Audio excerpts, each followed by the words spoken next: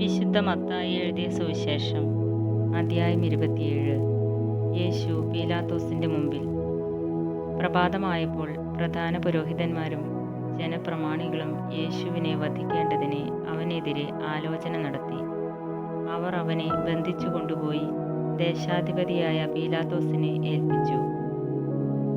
യൂദാസിന്റെ അന്ത്യം.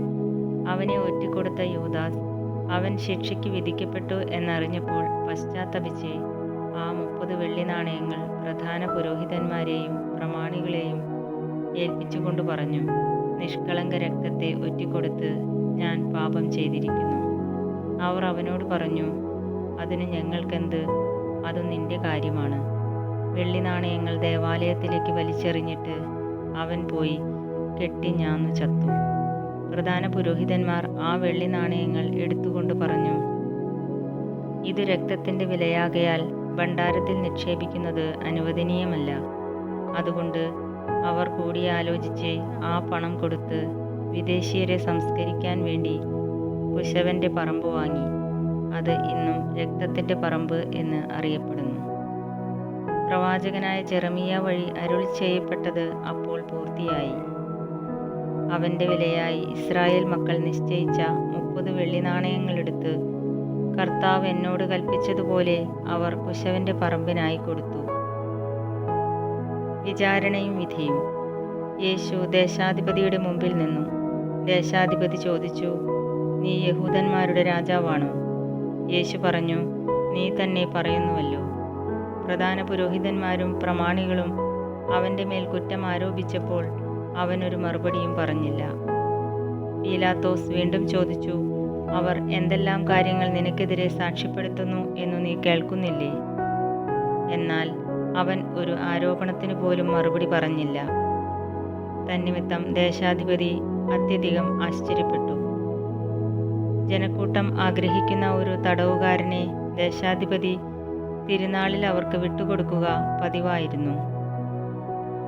അന്ന് അവർക്ക് ബറാബാസ് എന്നു പേരുള്ള കുപ്രസിദ്ധനായ ഒരു തടവുപുള്ളി ഉണ്ടായിരുന്നു. അതുകൊണ്ട് അവർ ഒരുമിച്ച് കൂടിയപ്പോൾ പീലാത്തോസ് ചോദിച്ചു, ഞാൻ ആരെ വിട്ടുതരണമെന്നാണ് നിങ്ങൾ ആഗ്രഹിക്കുന്നത്? ബറാബാസിനെയോ ക്രിസ്തു എന്ന് വിളിക്കപ്പെടുന്ന യേശുവിനെയോ? അസൂയ നിമിത്തമാണ് അവർ അവനെ ഏൽപ്പിച്ചു കൊടുത്തതെന്ന് അവൻ അറിഞ്ഞിരുന്നു. മാത്രമല്ല, അവൻ ന്യായാസനത്തിൽ ഉപവിഷ്ടനായിരിക്കുമ്പോൾ അവൻ്റെ ഭാര്യ അവൻ്റെ അടുത്തേക്ക് ആളയച്ച് അറിയിച്ചു, ആ നീതിമാന്റെ കാര്യത്തിൽ ഇടപെടരുത്. അവൻ മൂലം സ്വപ്നത്തിൽ ഞാൻ ഇന്ന് വളരെയേറെ ക്ലേശിച്ചു. പ്രധാന പുരോഹിതന്മാരും പ്രമാണികളും ബറാബാസിനെ വിട്ടുതരാനും യേശുവിനെ നശിപ്പിക്കാനും ആവശ്യപ്പെടാൻ ജനങ്ങളെ പ്രേരിപ്പിച്ചു. ദേശാധിപതി വീണ്ടും അവരോട് ചോദിച്ചു, ഇവരിൽ ആരെ വിട്ടുതരണമെന്നാണ് നിങ്ങൾ ആഗ്രഹിക്കുന്നത്? അവർ പറഞ്ഞു, ബറാബാസിനെ. പീലാത്തോസ് അവരോട് ചോദിച്ചു, അപ്പോൾ ക്രിസ്തു എന്ന് വിളിക്കപ്പെടുന്ന യേശുവിനെ ഞാൻ എന്തു ചെയ്യണം? എല്ലാവരും പറഞ്ഞു, അവനെ ക്രൂശിക്കുക. അവൻ അവരോട് ചോദിച്ചു, അവൻ എന്തു തിന്മയാണ് ചെയ്തത്? അപ്പോൾ അവർ കൂടുതൽ ഉച്ചത്തിൽ വിളിച്ചു പറഞ്ഞു, അവനെ ക്രൂശിക്കുക.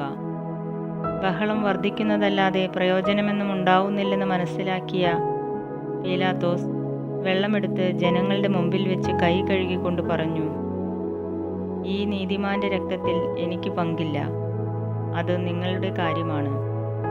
അപ്പോൾ ജനം മുഴുവൻ മറുപടി പറഞ്ഞു, അവൻ്റെ രക്തം ഞങ്ങളുടെ മേലും ഞങ്ങളുടെ സന്തതികളുടെ മേലും ആയിക്കൊള്ളട്ടെ.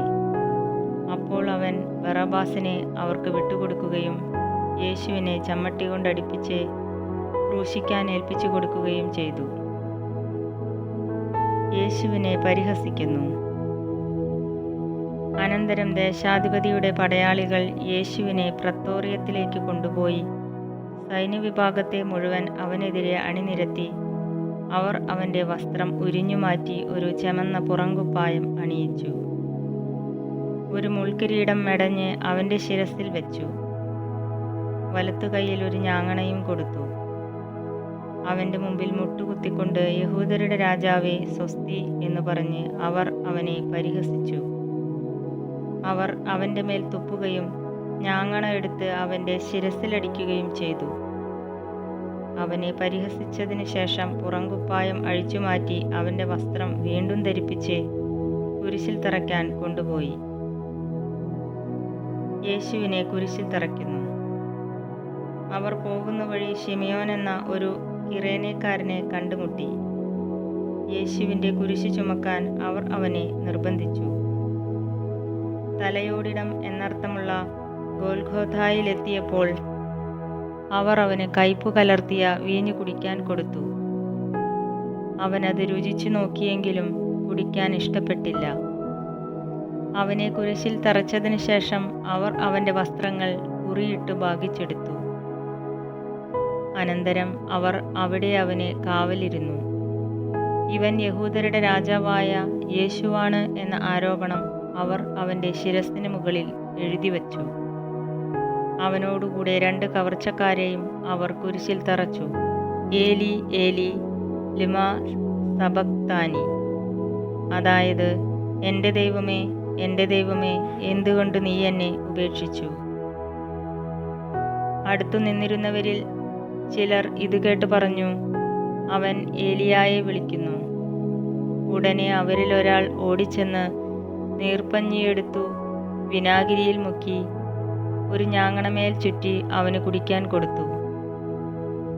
അപ്പോൾ മറ്റുള്ളവർ പറഞ്ഞു, നിൽക്കൂ, ഏലിയ വന്ന് അവനെ രക്ഷിക്കുമോ എന്ന് കാണട്ടെ. യേശു ഉച്ചത്തിൽ നിലവിളിച്ചുകൊണ്ട് ജീവൻ വെടിഞ്ഞു. അപ്പോൾ ദേവാലയത്തിലെ തിരശ്ശീല മുകൾ മുതൽ താഴെ വരെ 2 കീറി. ഭൂമി കുലുങ്ങി, പാറകൾ പിളർന്നു, ശവകുടീരങ്ങൾ തുറക്കപ്പെട്ടു. നിദ്ര പ്രാപിച്ചിരുന്ന പല വിശുദ്ധന്മാരുടെയും ശരീരങ്ങൾ ഉയർപ്പിക്കപ്പെട്ടു. അവൻ്റെ പുനരുത്ഥാനത്തിനു ശേഷം അവർ ശവകുടീരങ്ങളിൽ നിന്ന് പുറത്തുവന്ന് വിശുദ്ധ നഗരത്തിൽ പ്രവേശിച്ച് പലർക്കും പ്രത്യക്ഷപ്പെട്ടു. യേശുവിന് കാവൽ നിന്നിരുന്ന ശതാധിപനും അവൻ്റെ കൂടെ ഉണ്ടായിരുന്നവരും ഭൂകമ്പവും മറ്റു സംഭവങ്ങളും കണ്ട് അത്യധികം ഭയപ്പെട്ടു. സത്യമായും ഇവൻ ദൈവപുത്രനായിരുന്നു എന്ന് പറഞ്ഞു. ഗലീലിയിൽ നിന്ന് യേശുവിനെ അനുഗമിച്ചവരും അവന് ശുശ്രൂഷ ചെയ്തിരുന്നവരുമായ അനേകം സ്ത്രീകൾ അകലെ ഇക്കാര്യങ്ങൾ നോക്കിക്കൊണ്ടു നിന്നിരുന്നു. അക്കൂട്ടത്തിൽ മഗ്ദലേന മറിയവും യാക്കോബിൻ്റെയും ജോസഫിൻ്റെയും അമ്മയായ മറിയവും സെബദീപുത്രന്മാരുടെ അമ്മയും ഉണ്ടായിരുന്നു. യേശുവിനെ സംസ്കരിക്കുന്നു. വൈകുന്നേരമായപ്പോൾ അരിമത്തേയക്കാരൻ ജോസഫ് എന്ന ധനികൻ അവിടെ എത്തി. അവനും യേശുവിന് ശിഷ്യപ്പെട്ടിരുന്നു. അവൻ പീലാത്തോസിൻ്റെ അടുത്ത് ചെന്ന് യേശുവിൻ്റെ ശരീരം ചോദിച്ചു. അത് അവന് വിട്ടുകൊടുക്കാൻ പീലാത്തോസ് കൽപ്പിച്ചു. ജോസഫ് ശരീരമെടുത്ത് ശുചിയായ ഒരു തുണിയിൽ പൊതിഞ്ഞ് പാറയിൽ വെട്ടിയുണ്ടാക്കിയ തൻ്റെ പുതിയ കല്ലറയിൽ സംസ്കരിച്ചു. കല്ലറയുടെ വാതിൽക്കൽ ഒരു വലിയ കല്ലുരുട്ടി വെച്ചിട്ട് അവൻ പോയി. മഗ്ദലേന മറിയവും മറ്റേ മറിയവും ശവകുടീരത്തിന് അഭിമുഖമായി അവിടെ ഇരുന്നിരുന്നു. കല്ലറയ്ക്കു കാവൽ.